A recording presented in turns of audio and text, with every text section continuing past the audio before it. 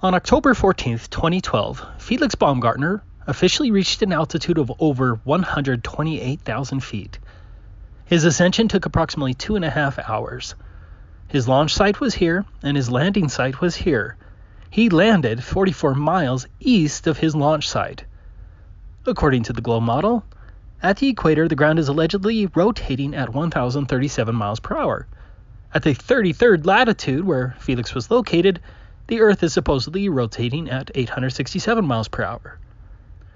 So, if the ground was rotating at 867 miles per hour, then Felix should have landed roughly 2,000 miles to the west in the Pacific Ocean.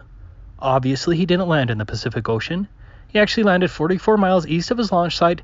That's the same direction as the Earth's supposed rotation, and absolutely the wrong direction.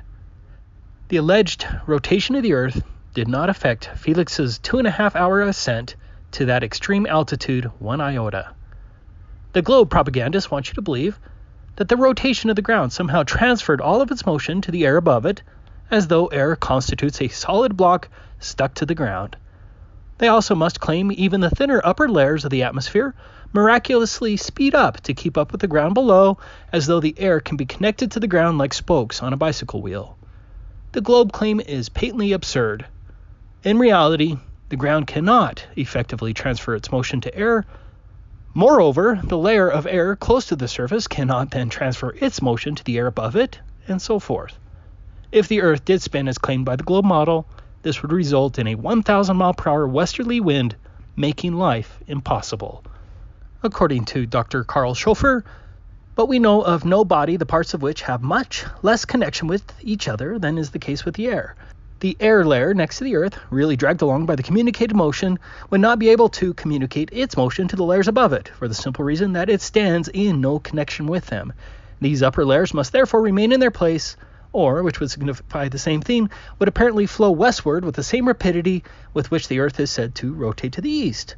Now, since the point on the equator, if the Earth rotates on its axis in a day, must move eastward at the rate of 1,250 feet a second, the air would similarly move 1,250 feet westward in a second, which would more than 10 times surpass the velocity of the most fearful hurricane.